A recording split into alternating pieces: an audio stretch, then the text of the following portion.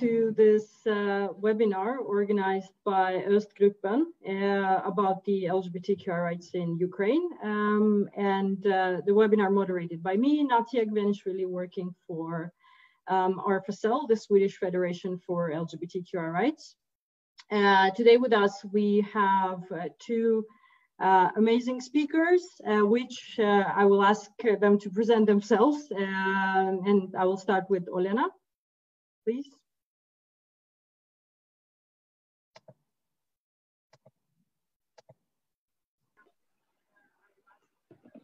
Everybody, hi. My name is Olena Shevchenko, and I represent Ukraine here. I work for inside LGBTQI organization, which is also a feminist organization, and we cover 10 regions of Ukraine, mainly focusing on advocacy and community work. Thank you very much. Word over to you, Erik. Hi everyone, my name is Erik Malmberg and I'm representing the Swedish Ministry for Foreign Affairs. So I'm working here as a desk officer for reform support to Ukraine at the Department for Eastern Europe and Central Asia. Thank you very much. Before I address our speakers with questions, I would like to remind you that we will have some time at the end of the session for the questions from the audience. So if you have any questions, please make sure to write on Facebook under the live, and we will make sure to give you some responses. I would also like to give some background about what we at RFSL do when it comes to LGBTQI rights in Ukraine. And in Ukraine, the rights of LGBTQI people, as in many other places, are at the forefront of important processes when it comes to the country's human rights records, but also the issue of fundamental freedoms and democracy. And RFSL has been working with the groups in Ukraine since 2014 within the frames of our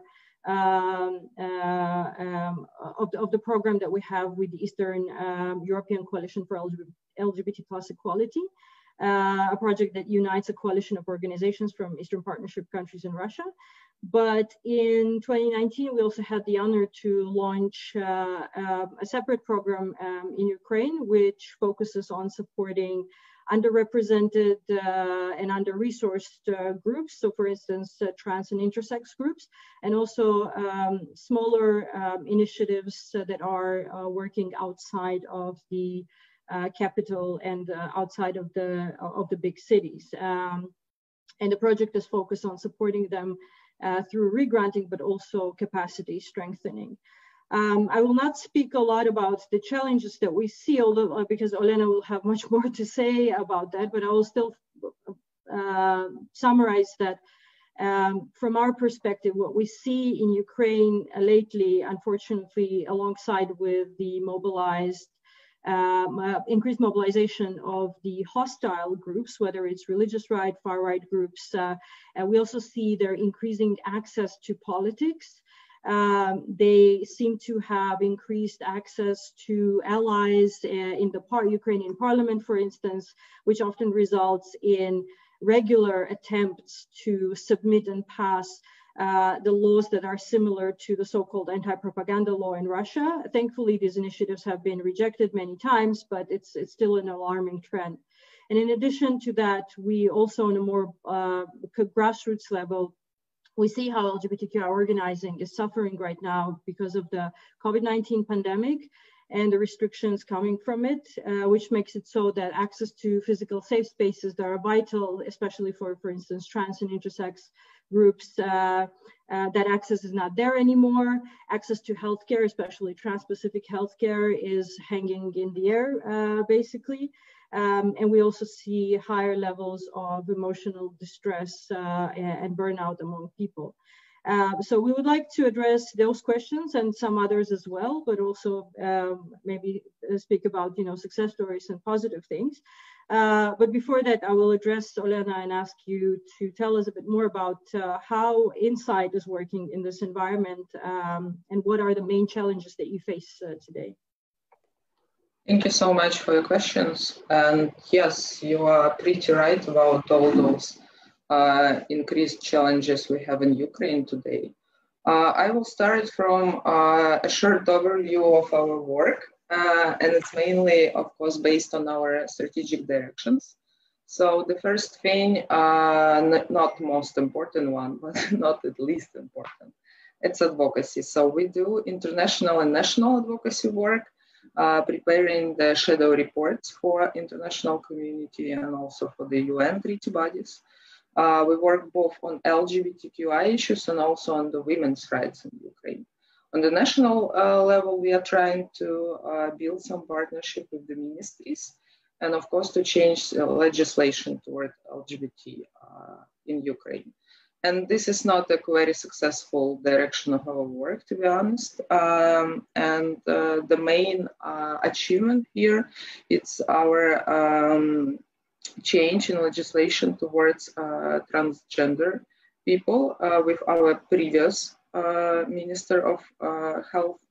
What we did, we changed the procedure, so there is no longer a need for compulsory sterilization. So trans people can just change their documents without sterilization and not needed medical interventions. And this is a great success, of course. But on the other fields, for instance, the fields of discrimination, hate crimes, and also legislation of visibility of LGBT, we are not very successful in Ukraine, unfortunately. Another big direction, that's the regional development. So what we do, we're trying to put resources in the regional groups, small initiatives, groups, activists. So now we cover 10 regions of Ukraine, and hopefully till the end of the year, it will be more too. So we have the community centers there and also representation offices. It differs from region to region. And we also provide there support on psychological and legal levels.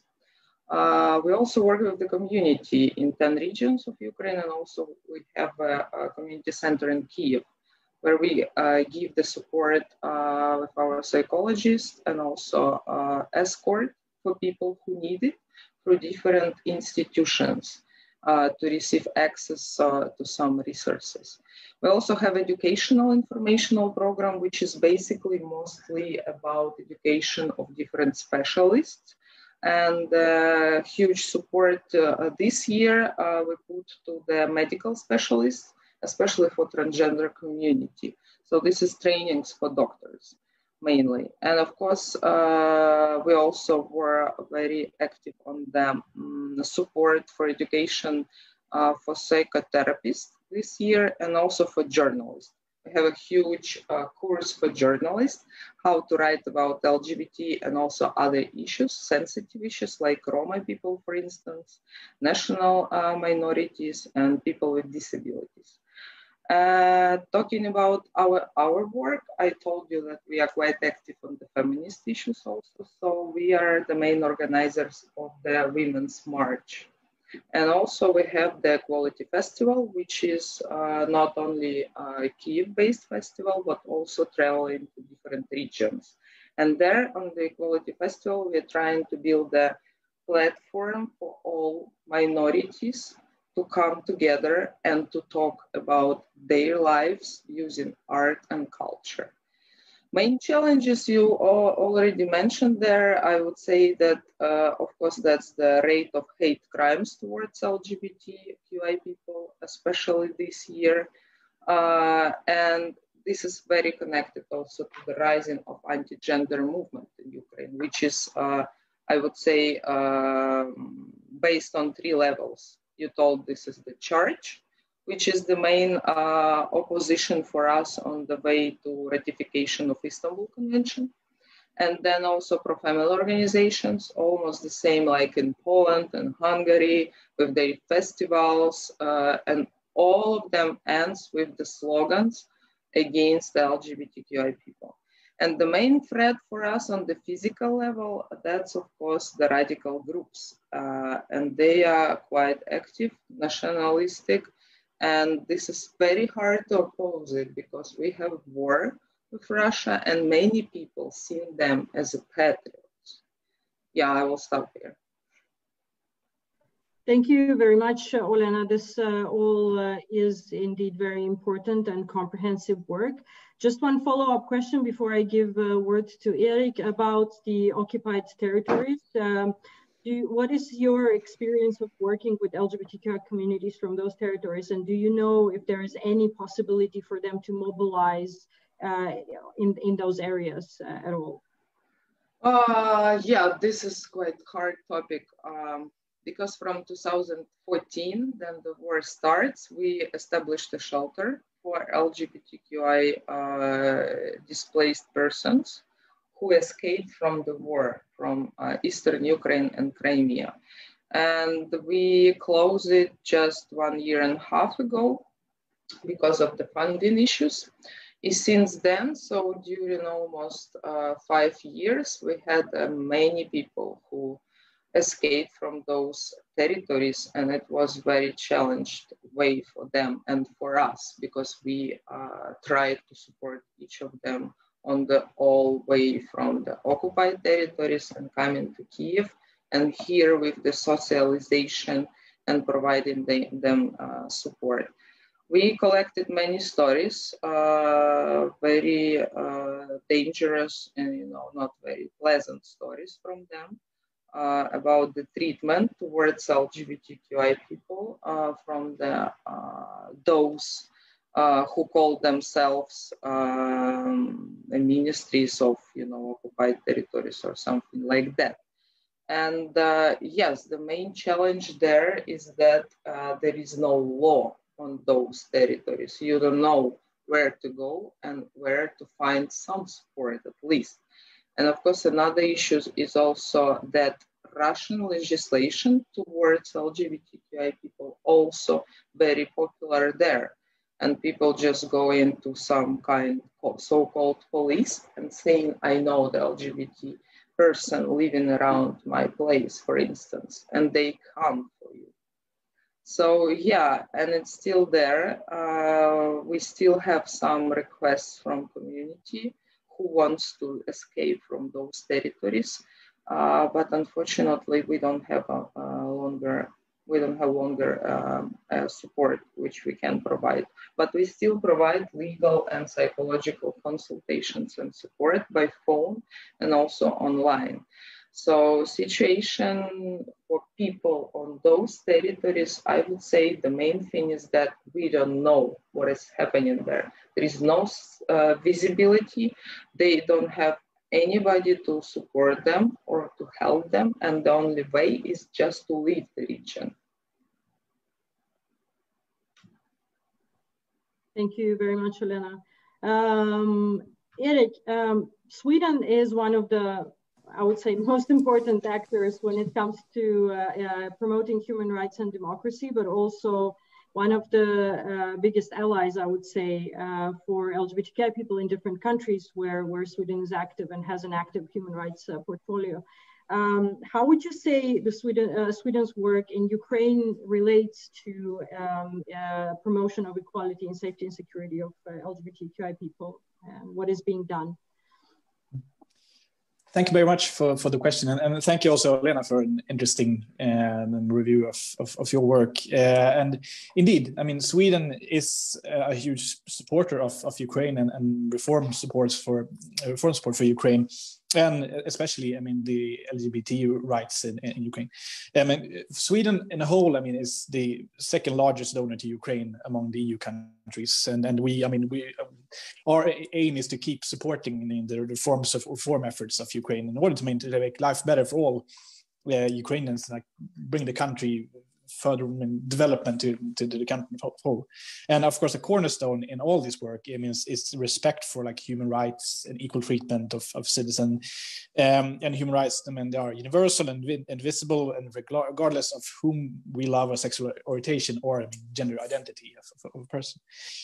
And of course, I mean, Sweden has an important priority to promote and project the enjoyment of human rights, including LGBTI persons. And we also, as we used to say, that I mean, the respect for the rights of LGBTI persons are like an indicator of the extent on how I mean, a state respects human rights. And especially, I mean, if you took a look at Ukraine, I mean, from our side, yeah, we see been some positive steps. I mean, there have been steps taken in the right direction since years, but of course, there are many challenges remain. One of the positive steps, as Elena mentioned, was the change in legislation. But yeah, many of course challenges remain. And the Swedish work, we have, for example, we have supported RFSL mainly during 2017, 2018. And where it was made a comprehensive needs assessment of the LGBTIQ plus community.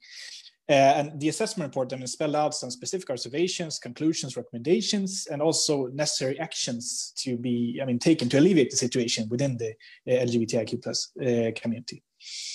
And based on this assessment, we have in last year in November, we rolled out a 3-year-long project tackling this findings assessment, and a total value of it is 15 million Swedish kronor for a period of 3 years. The embassy, our embassy in Kiev, participates in the LGBT donor coordination group, and also working more like in-depth advocacy campaign to promote legislative changes, hate crime identification, other related issues.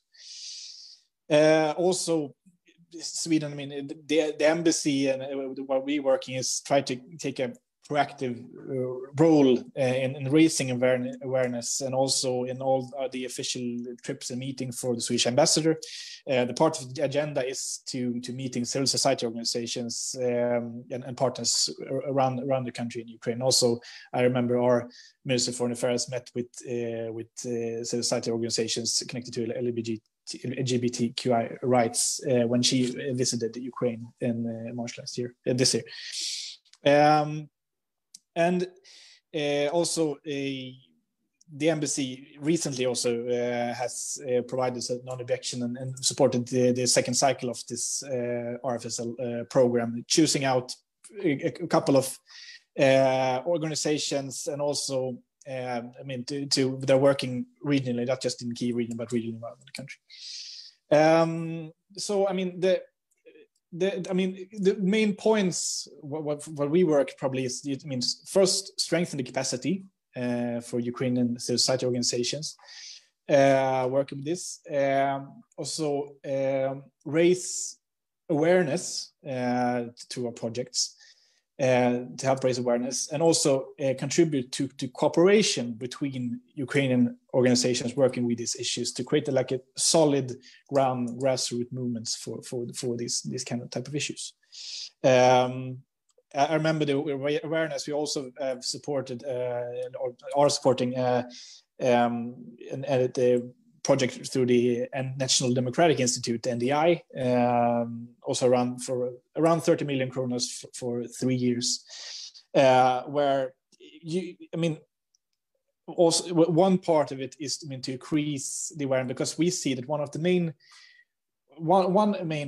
obstacle, so to speak, in Ukraine is that you have large blank spots. I mean, you have a sentiment that is based on non-awareness, in knowledge among the people, and with trying to increasing this kind of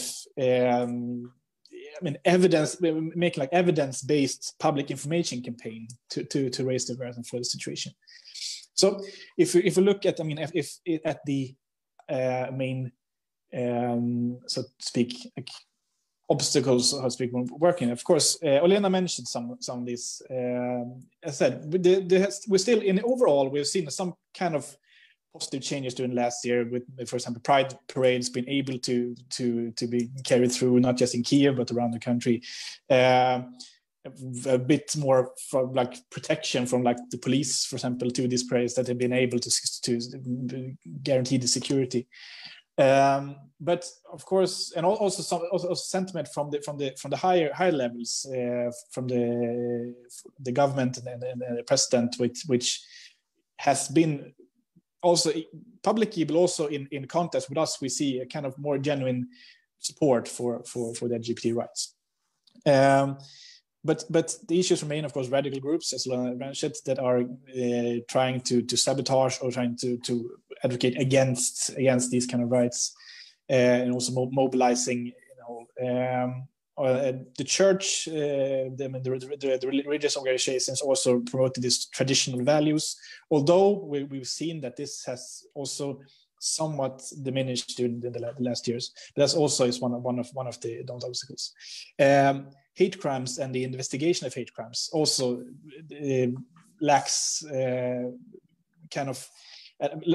some efforts in the investigations, where hate crimes based on transphobia remains, I mean, unsatisfactory and seen as just regular hooliganism, for example, and not without any kind of aggravating circumstances. So that, of course, I mean, you need to continue work for advocating, work for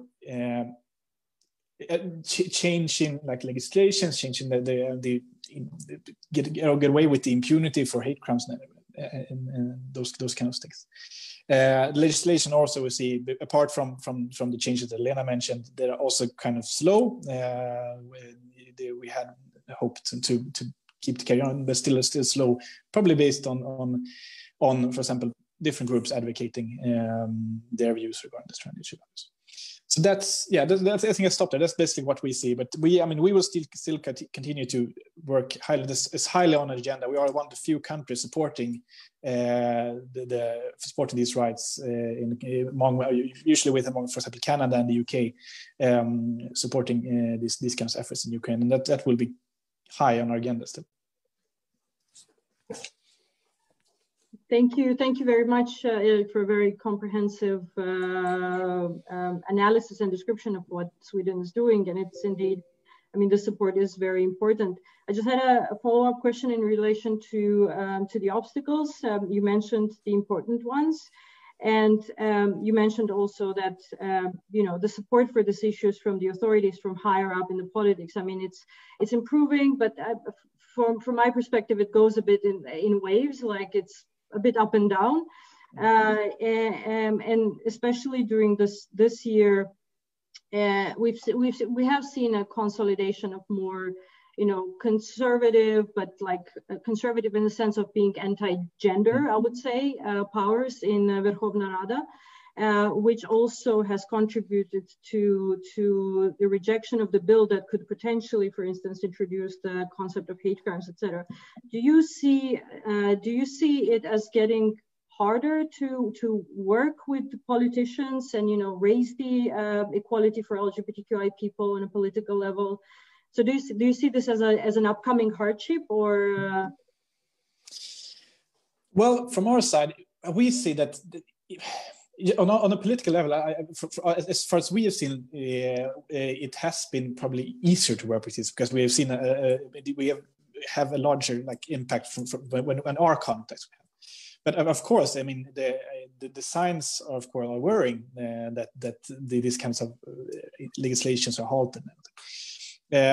Still, as I said, I mean, the situation has still changed from the Fischer side to better. I mean, it was 5 years ago that Ukrainian president or government official firstly mentioned something positive regarding LGBT rights. When Poroshenko mentioned that he won't be participating in the march in Kiev, but it's everyone's right to do so. So, of course, this is still a widespread negative sentiment regarding these issues, and of course it's hard to work with this, but still, I mean, in our context, we have seen that it's been easier to talk about this. But of course, we're following the situation very closely, and it's very, I mean, for us, it's very important to get information from civil society organizations working closely with these kind of issues. Thank you very much. Olena, in relation to what Erik said, like, what do you think could Sweden in particular, but also international community in general, do to contribute better to your work and the well-being of LGBTQI people and promotion of rights? Well, first of all, of course, there are a lot of programs, and you mentioned some of them already, which is supportive and helpful to us. And I think they need to be continued, especially in the times of the COVID. Then LGBTQI people become the frontliners on this hard situation and suffering more each day. So first of all, of course, is to continue to support different organizations and initiatives because, for instance, thanks to that support, we were able to provide food for people during the first wave of the COVID. Another thing, of course, that's the political level. You already mentioned that there are a lot of consultations with our politicians. So what we need here in Ukraine is that personal example, which should be openly talk about LGBTQI issues, not only in the framework of the human rights or, you know, rights of minorities, because not everybody in the parliament or among the deputies understands what it's talking about. So human rights needs to be unpacked on different levels. So, and we need to be precise talking about hate crimes, because we have many cases which is not investigated, which is not even investigated on this hooliganism. They just basically closed, and we don't have resources, to be honest, to support all those cases in the courts. We don't have such lawyers. I mean, you know, we have few, but we don't have thousands. And those cases go in circle by circle during the 10 years, for instance.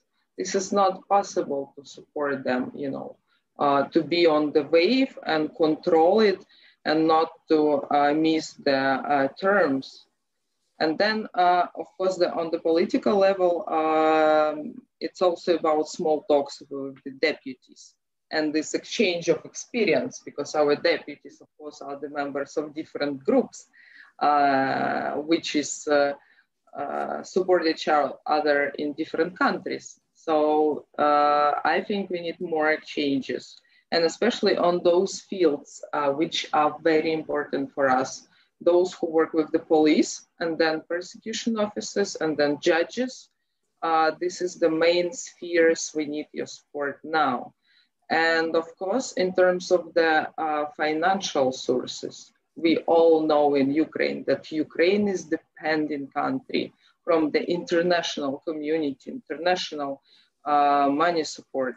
But all those trends which is now circulates towards NGOs, which is called as Sorosята, or, you know, some Western agents and everything like that, that needs to be stopped. Because, you know, Ukraine is also, the whole country is receiving the support from international sources and organizations. It's not only NGOs. So we need to talk with our government to stop all those trends, because they are trying now to put them to the public using the TV channels and mass media. And this is also, of course, very hateful thing towards LGBTQI activists, because we are, you know, the first line, which is suffer from LGBTQI phobias, then feminist issues, and also everything like Sorosята and Western agents. Yeah, I think that this is all which come to my mind now. Yeah, it's always hard to unmute. Thank you very much, Olena. These are very important points, and of course, Sweden is very strong in, you know, reform support. So I think many movements in different countries are working on making those reforms, especially when it comes to judiciary, law enforcement, etc., inclusive of LGBTQI issues. So definitely, I hope that we can count on Sweden's support in that as well. I would like to remind the viewers that we have the option to answer your questions. So please write the questions under the live stream. But before that, I would also like to ask Erik, you mentioned that yeah, obviously you need information from the civil society organizations, but are there any other ways in which LGBTQI movement or components of this movement in Ukraine can support you in your work and support Sweden in being more efficient in what you do? Well, thank you very much for that question. And also I want to thank you for the formal statements. And let me start with, I mean, I agree with, it's important really to work regarding with the rule of law, for example, rule of law and the reforms of the judiciary. That's one of the main important points that's the priorities for Swedish support. And that's like, that's really a base. That's the ground and everything of this. Because if you don't have a judiciary or the investigations and the police is working, of course, I mean there will not be anything to investigate. So work on that, of course, together with advocating laws against discrimination, hate crimes, so to speak. That's of course a huge point. Yes, as you mentioned, I would say that's really the main points. I mean, the civil society organization really are eyes on the ground. So our embassy and we are working closely with civil society organizations to get the views in, because I mean it's really important to have their expertise in this field for coordinating our support. As I said, we are working also to kind of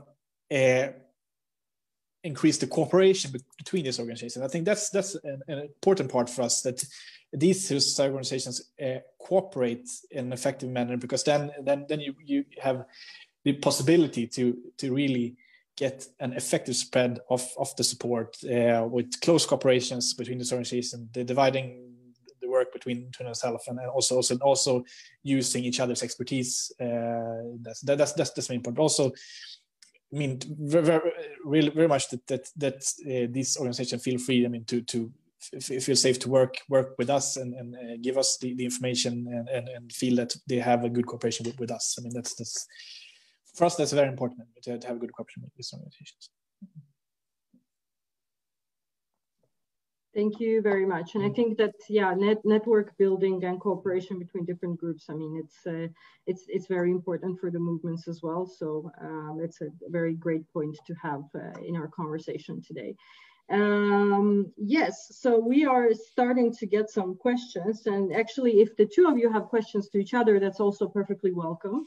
In the meantime, there's a question, and I think this question is addressed to Olena more specifically. How can a Swedish private person in Sweden help the Ukrainian LGBTQI movement? Any ideas? Yeah, that's always, the hard question to answer. Well, I think there are a lot of things which somebody from abroad can do for Ukraine. That is, of course, you all have some personal expertise, and no matter what, you always can be a volunteer or to support or help us on some topics or issues, for instance. So you always can write us on the Facebook page, no matter English or Ukrainian. That's totally fine, because we have, for instance, inside have a huge group of volunteers, and we also have English-speaking volunteers who, for instance, have groups on singing each week, but also, we have a lot of tasks connected to design, to some translation, to writing some letters, and also contacting, for instance, your organizations in your country. So you can be intermediate between us, and we can establish some cooperation or to start some interesting projects together, for instance. And of course, another option, you can always donate and support our work if, for instance, you want to support some direction, because we ask people to support concrete strategies, which is also, of course, all written on our website. Yeah. Thank you very much for this. So the viewers can look up Insight and yeah, address them directly, or look up ARPA-Cell and ask some questions through us, and we will make sure to respond to the best of our ability. While we're waiting for some questions from the audience, do the two of you have any questions to each other?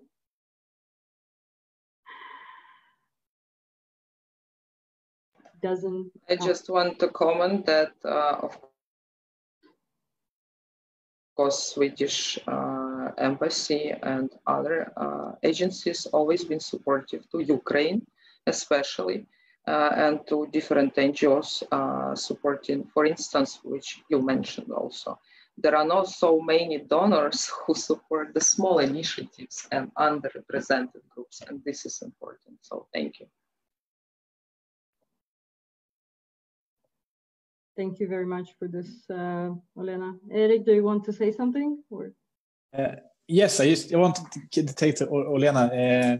I mean, we are fully on to continue support, and just, are we doing the right things, or is there something that we really should change? Is there something that we have been doing that hasn't been working? I mean, it's a bit stupid, or is it something that you want to see more of what we are doing? That's interesting for us to hear, to get an evaluation of the work.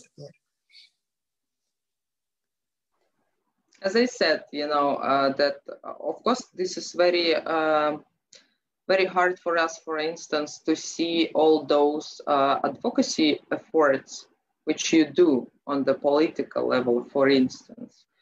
So that's why I ask so many, you know, not asked, but told you so many things which we think need to be done on the level of parliament, for instance, or intergroups or ministries, and etc. and so on.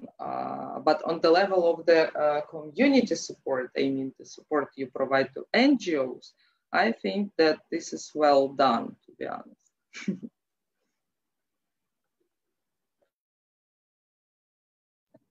Thank you very much, Olena. And I think that this is part of an ongoing conversation that will continue, and we will make sure to obviously communicate with each other about the things that need to be improved, or, you know, so, but thank you very much for asking that, Erik. It's an unusually sunny day here in Sweden, so I would actually like to or here in Stockholm at least, so I'd actually like to end our conversation on a more positive note and ask about, you know, success stories in these dark times, because 2020 has been very hard for us all, but I think it's the question to both of you. Like, what are the biggest or most important success stories that you can remember from your recent work when it comes to LGBTQ rights in Ukraine? Like anything of your choosing. Maybe we'll start with Olena, if you have.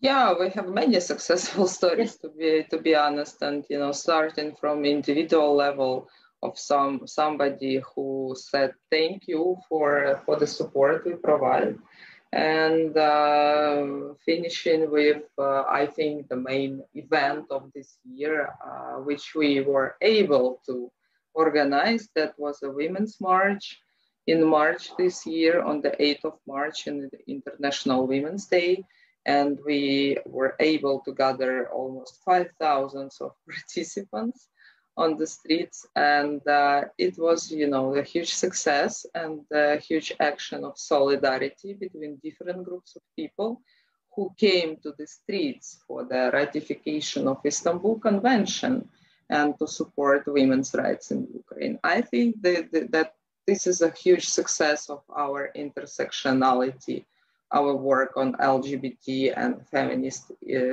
issues in Ukraine.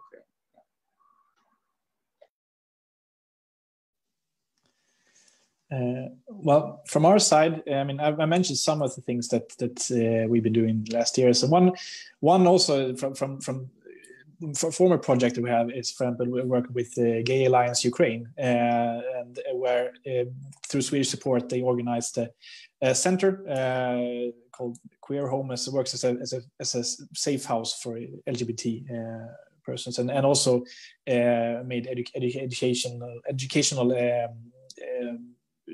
efforts and activities to increase the awareness during these issues, and also participating in the arrangement of different kind of marches and equality marches in around the country in Ukraine. So that's one thing more apart from those that I already mentioned. Thank you very much. And I find it particularly important to repeat those, positive examples these days, because we hear so many bad news. So thank you very much for saying that. I actually have one last question to you, Erik, before then I close up with mentioning some of the positive things that we have also seen, because I'm very insistent on finishing on a positive note. So the question is, does the Ministry of Foreign Affairs has any contact with the Ukrainian authorities in relation to investigation of different attacks against LGBTQI activists? Well, so I understand.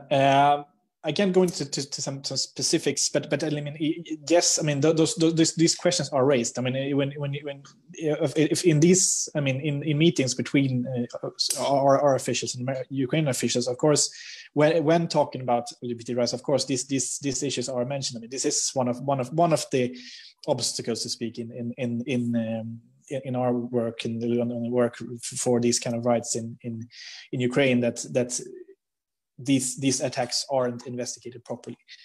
So yes, I mean this is mentioned in the conversations between Swedish officials and Ukrainian officials. Thank you very much for reiterating that. Yes, I would like to then thank our audience for asking questions. If you have any follow-up questions, you can, of course, write us at RFSL or at Ostgruppen, and we will try to answer to the best of our ability.